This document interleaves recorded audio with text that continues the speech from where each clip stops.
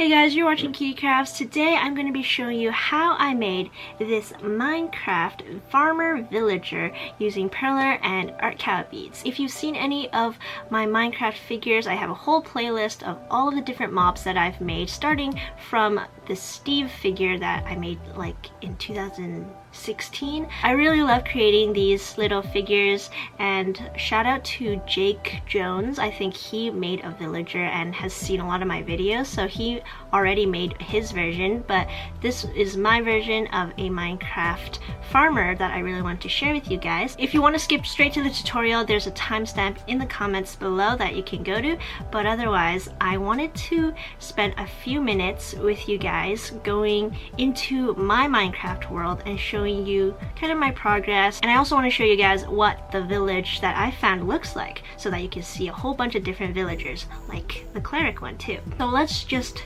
jump right into it. Oh man, it's nighttime. Okay, hold on. So to start off, this is my base. This is where I spent my first night and survived after screaming at all of the different monsters and zombies and that stuff. Over here I have these crops that have all sorts of different veggies. There's one back here. It's a monoculture wheat crop. And then I have this indoor crop that's kind of like a greenhouse. But anyway, let's head over to the village that is not too far from my headquarters. I actually haven't really played Minecraft a lot when I was younger. I've only ever watched my brother play, and he helped me with all the controls because I was really clumsy with all of it, and he is the one who kind of introduced me to the game. But what inspired me to make my first perler bead figure, I got the Steve keychain from a video game box subscription, and I thought it was so cute. It's like a little keychain of Steve, and so I just wanted to make one out of perler beads and also show my brother because he loved Minecraft at the time too. But really, this is like the first time I've ever really invested a lot of time into this. I think I've played just over 20 hours, which I know isn't a lot, but it is for me since I've been so busy with school. And now let's take a look at all of the villagers that I found. So this is a cleric villager. This was the first one that I made. This one here. I really wanted to make this green villager, this nitwit villager, because I love the green color, but I don't have exactly the same shade of green. So I just decided to make the farmer and cleric this time, but you can definitely make this if you have the right shades. I know there is another village really close by that might have some farmers. So I've reached another village that's in the savanna biome, and there are a whole bunch of villagers again. Hopefully this time I can find the farmer villager. There, here he is. Hello. Hello. Hello. He's admiring his radishes. I really love gardening, and I'm kind of in a university program that's all about farming, but with animals. So it's like I'm a farmer. We the same. I am this. He is me. He doesn't have a hat here, and I think this thing is from the updated version, but this is what a usual farmer villager would look like. And of course you can also change the design to a white pattern so that you can make the librarian. Let's finally get started with making this perler bead farmer villager. Here are the templates for the villager's head and straw hat. As usual, you just have to pause the video at any point in this video so that you can copy down the designs. These pieces will make up the villager's long robe and the legs. And lastly, these are the templates for the arms. There's one bead missing from one of the pieces, so I put a brown dot so you know where to put it. And to iron, I'm using regular parchment paper and have my iron set at number 3. Then I flipped it over and ironed the other side.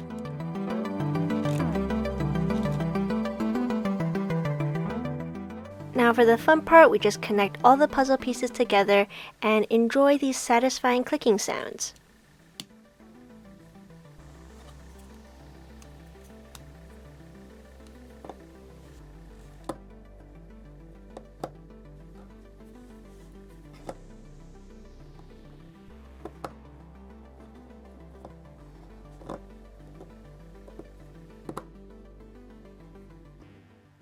I try my best not to use glue for these projects, but to make the nose look accurate and nice, I just had to use a little bit of hot glue to connect these two pieces together and glue it onto the face. And now you've got a human Squidward. These are all the pieces that'll make the robe or the body, and again you can just change up the color of any of these to make it into a different type of villager.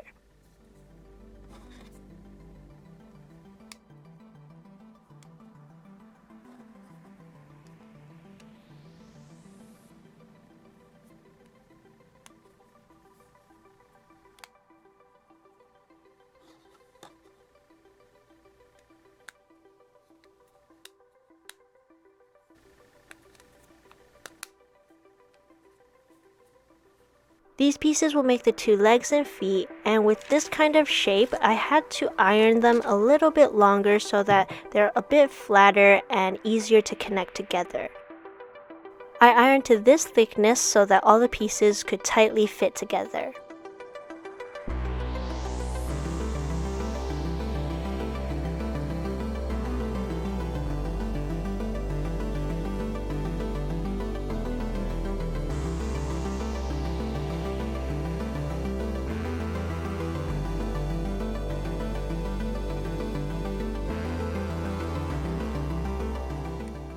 To help the villager balance a bit better, since the bottom of the feet is not exactly flat, I just placed an ironing paper on an iron and pushed the bottom of the foot onto it. Here is the villager's right arm. It was really tricky to design and a bit tricky to assemble too, since you have to make sure the orientation of the pieces is correct. You might have to play around with it to make sure that all of the pieces will fit right.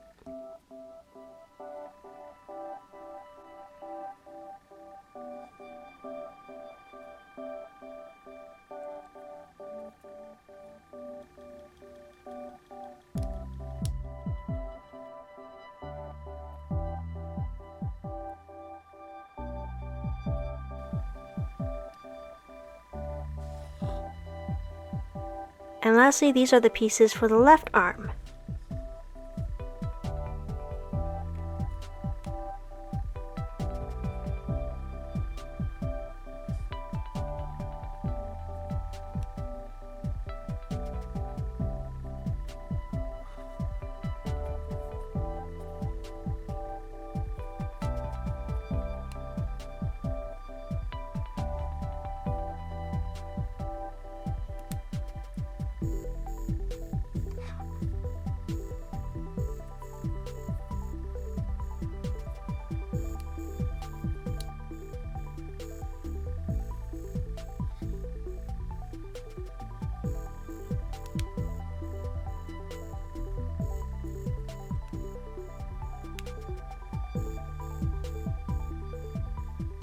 Now that all the pieces are put together, we can start assembling the whole thing. Since the villager has two huge arms in the front of its body, it's a bit hard to balance it, so you have to kind of play around with where you want to put the legs. I'm going to glue the legs onto the body instead of using toothpicks, but of course you can also stick a toothpick through the hole and try to adjust where to place it on the body. I really should have done this part after putting on the arms, but it's still balanced, so it was a good guess.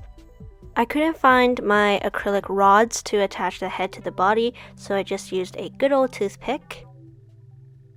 You can get some movement with the head, but the nose kind of blocks the way. To attach the arm to the body, I'm taking out the outer piece and putting a toothpick through one of the beads on the inner piece right through into the body.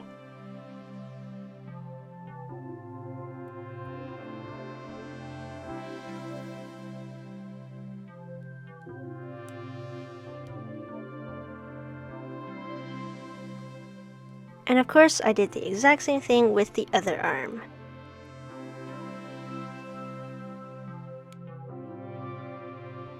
Once the arm is closed back up, the villager is now done. The head and arms are movable, and at this point I realized that I put the front of the robe piece the wrong way, so I flipped that over.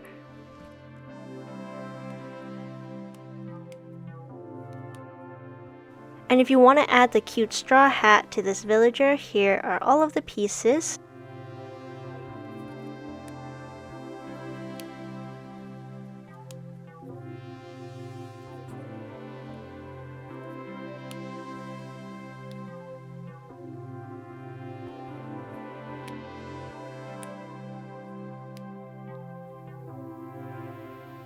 The straw hat will fit very tightly on the villager's head, so you'll have to wiggle it around to squeeze the head into the hat. And once it's on, the villager looks so much cuter, and this is the first time I ever put an accessory on one of these figures, so it looks really great. And that is how you make the Minecraft villager farmer. In the process of making this video, I made two villagers. The cleric was actually the first one I made, and you can see it's much taller because I made the robe a little longer. You can adjust that however you like and change the color up so that you can have different types of villager. You can make the nitwit, the librarian, blacksmith, weaponsmith, all of those. And I would love to see it, so make sure you tag me at CutieCrafts on Instagram or Twitter if you make one of these. Thank you guys so much for watching this video. Let me know what other Minecraft characters you would like to see me make, and I will see you guys next time with another CutieCraft. Bye!